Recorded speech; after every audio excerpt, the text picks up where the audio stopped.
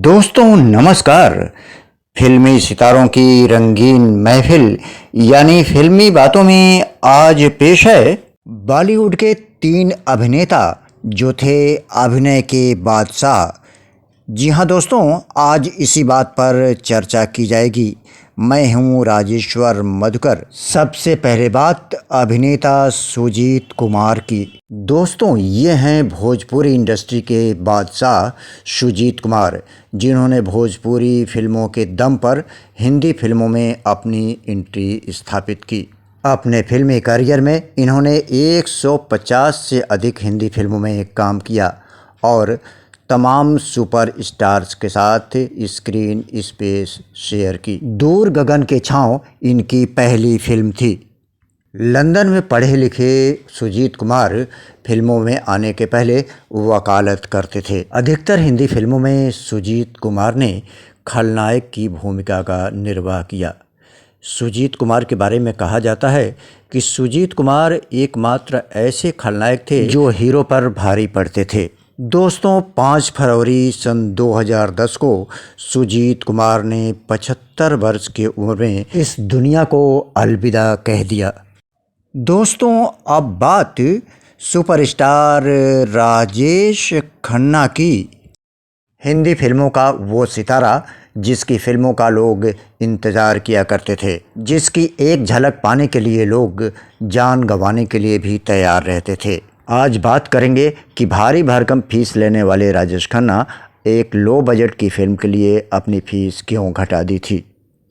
दोस्तों यूं तो राजेश खन्ना के हिट फिल्मों की एक लंबी चौड़ी फहरिस्त है, लेकिन सन 1969 में शक्ति सामंत की फिल्म आराधना ने उन्हें स्टार बना दिया।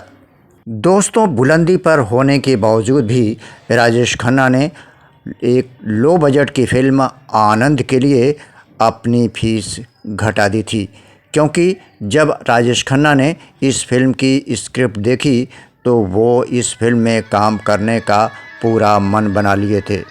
दोस्तों आनंद फिल्म में राजेश खन्ना ने बेजोड़ अभिनय क्षमता का प्रदर्शन किया। दोस्तों और अब बात करते हैं अभिनेता प्राण की। दोस्तों सिल्वर स्क्रीन के बेजोड़ बादशाह थे अभिनेता प्राण। प्राण ने अपने करियर की शुरुआत सन 1940 में की थी। ये एकमात्र ऐसे अभिनेता थे जो राजेश खन्ना के बराबर फीस लेते थे। फिल्म इंडस्ट्री में इनकी पहचान एक खलनायक की थी, लेकिन अपने शुरुआती दिनों में इन्होंने कुछ फिल्मों में नायक की भी भूमिका निभाई थी। दोस्तों 65 साल तक इन्होंने फिल्म इंडस्ट्री पर राज किया और करीब 350 फिल्मों में इन्होंने काम किया। दोस्तों सन 2012 में इन्हें पद्म भूषण और दादा साहब फाल्के पुरस्कार से भी सम्मानित किया गया। एक खलनायक के रूप में इनकी भूमिका फिल्म इंडस्ट्री में सर्वोत्तम रही।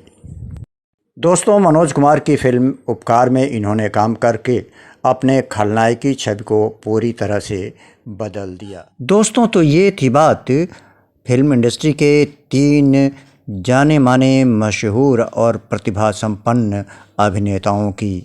दोस्तों राजेश्वर इंटरटेनमेंट के द्वारा इसी चैनल पर संजीव कुमार, हेमा मालिनी, धर्मेंद्र, जीनत अमान, गोविंदा, राजेंद्र कुमार, जितेंद्र और देवानंद के फिल्मी योगदान पर आधारित सीरीज मौजूद है, जिसे आप देख सकते हैं।